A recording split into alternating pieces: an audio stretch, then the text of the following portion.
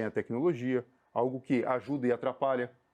Porque imagina, a gente tem quase em tempo real, com um pequeno delay de alguns dias, um atraso de alguns dias, das informações que chegam. Quantos milhões tem o coronavírus? Quantas pessoas morreram de coronavírus? O que está acontecendo na Suécia? O que está acontecendo na Nova Zelândia? O que está acontecendo na Islândia? O que está acontecendo na Noruega? A gente sabe disso, a gente tem a globalização na palma da nossa mão depois da década de 90.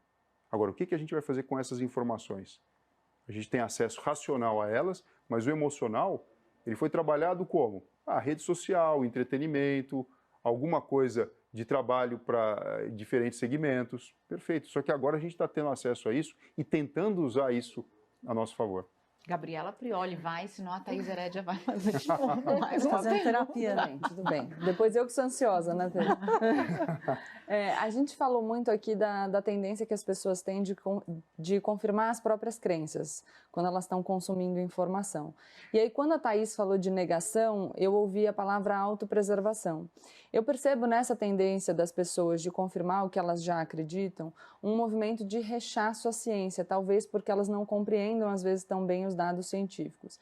E, às vezes, quando a gente faz o movimento de trazer as pessoas de volta para a ciência, esse movimento, se ele for muito impositivo e, às vezes, até violento, eu sinto que, por essa tendência à autopreservação, as pessoas tendem a rechaçar. Como fazer para que as pessoas não caiam nessa cilada das fake news, por exemplo, que são um problema atual, porque tendem a confirmar as próprias crenças e trazê-las de volta para o conhecimento científico sem gerar esse repúdio de autopreservação? Gabriela, eu vou devolver uma pergunta para você, tá? Vamos falar de medicina, então, porque a ciência tem várias áreas. Estamos falando aqui das ciências médicas. Como que você comunica a ciência para a população? Como que é feito o processo? Como é que estrutura? Quem faz esse texto? Da onde que vem? Quem faz?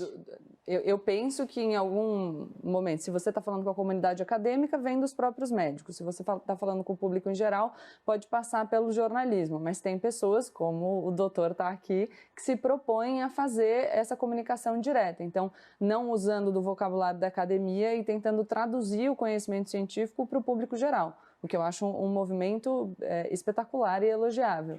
Exatamente isso que a crise está mostrando para a gente que é necessário. Você tem dois caminhos. Você forma um jornalista e depois ele vai aprender todo o jargão médico e a mecânica que existe dentro da academia e na prática médica, e aí ele comunica, ou você prepara um médico e depois prepara ele para comunicar como um jornalista. São dois caminhos, eu não imagino um outro. Um outro gera isso que você está falando.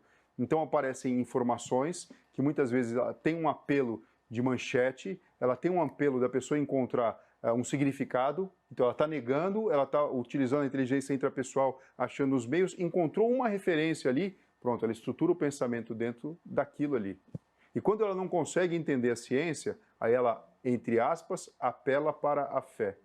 E cada vez mais a gente percebe que a fé, falando aí na sua concepção prática, né, da religiosidade e a própria ciência, a medicina, cada vez mais elas estão andando de mão dadas, e não ao contrário. Só que precisa ter razão, precisa ter argumento. É a mesma coisa que uma pessoa que pega escrituras sagradas e faz a interpretação que quer. Quem estuda a teologia, quem estuda as escrituras, sabe exatamente o que aquilo significa. Você não pode chegar e deturpar. Uma pessoa que pegue um trabalho científico sem saber os critérios. E veja, ainda tem uma coisa mais perigosa ainda. Quem garante que tudo que foi publicado até hoje, de fato é verdade o que os médicos colocaram lá? Hoje em dia existem critérios, comitê de ética, critério de checar se aqueles valores, se aqueles números, se aquilo ali tudo existiu, se aquilo... Mas tempos atrás, estou falando algumas décadas atrás, não era exatamente assim. O conhecimento foi consolidando. Aí a opinião do especialista era muito importante, a opinião de quem está trabalhando ali de perto era muito importante, mas não tinha uma relevância científica que pudesse ser aplicada a todo mundo. Então agora a gente precisa comunicar a ciência de forma adequada, para não gerar desinformação para a população e nem gerar mudança de conduta ou comportamento.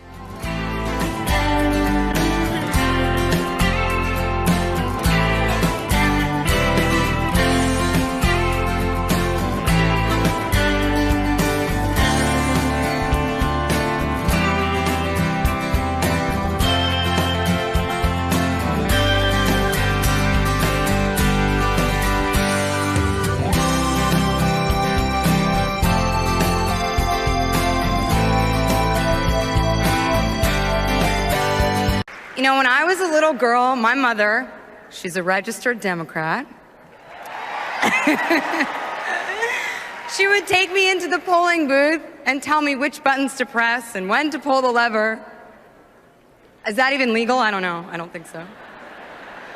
Anyway, I remember that excitement I felt in that secret box, and I felt like my mom's vote wasn't just about the candidate, it was about our family and all the families in our community, just like ours. This last election, I finally got to punch those buttons for real, for me. Man, I was so excited. I wore my I voted pin the whole day. It was my finest accessory. And this year, on November 6th, I am filled with that same pride, that same enthusiasm to press the button to re-elect President Barack Obama. Samuel L. Jackson had an interview with Ebony Magazine, and during the interview, he was asked why he decided to vote for Obama. And his answer is kind of turning a few people's heads. He said, I voted for Barack because he was black, because that's why other folks vote for other people, because they look like them. He continues to say, that's American politics, pure and simple. Obama's message didn't mean anything to me. In the end, he's a politician. I just hope that he would do some of what he said he was going to do. I know politicians lie because they want to get elected. I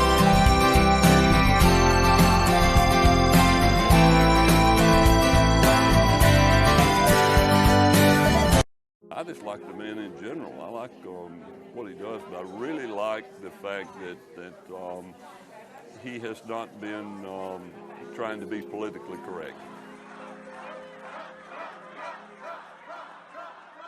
Donald Trump told the truth when he said we should stop the Muslims from coming to this country until we get a handle on this terrorist problem and this that we have here. I think that mainstream America agrees with that. Not that we're trying to be mean-spirited to anybody, but you've got to protect yourself and your own, and I think mainstream America sees that. It's been very difficult to make money here as a small business person under the Obama administration. Matter of fact, I've lost money just about every year.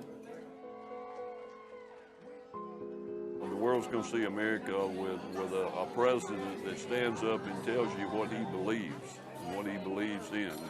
I think that you're going to see a large part of the world say, hey, we respect that. I love to win. Don't we love to win? When you win, it's beautiful. We're ready for a change. And we're ready to move away from mainstream politics. And yes, he's a little arrogant at times. And yes, he comes off the collar with some things that I don't necessarily like to hear said. But at the end of the day, he's the man. He's the person I think that can turn this country back around and make it great again.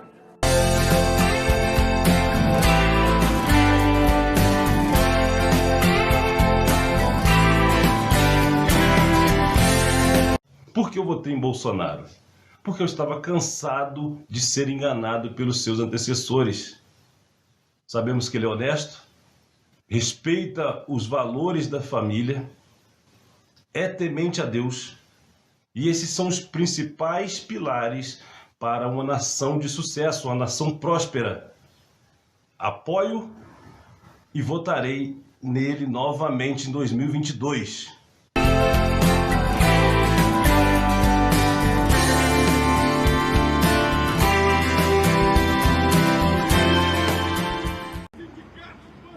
Quer gravar pertinho? Hoje vocês estão ganhando um salário mais ou menos, amanhã vocês ganham $50. 50 dólares. Pessoas, eu tenho filhos que são enfermeiros, eu tenho filhos que são médicos e eles não estragam a nação. Não saio daqui. Eu não saio daqui. E vocês amanhã vão pagar por tudo que vocês estão fazendo com a nação, sendo covardes, se apoiando no que vocês estão fazendo. São analfabetos funcionais. São, e são mesmo. Vai ganhar $50. Vai ganhar $50. Vocês consomem o nosso fruto do Isso suor de mesmo. construirmos essa nação. Põe o dedo! Põe o dedo! Não me encosta, não! Põe o dedo pra mim, seu medíocre! Põe o dedo pra mim! Põe o dedo pra mim! Põe! Não, eu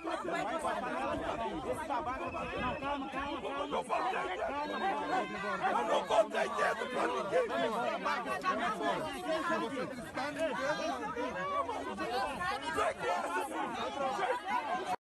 Isso aqui não, sai fora, sai fora, sai fora, sai fora, sai,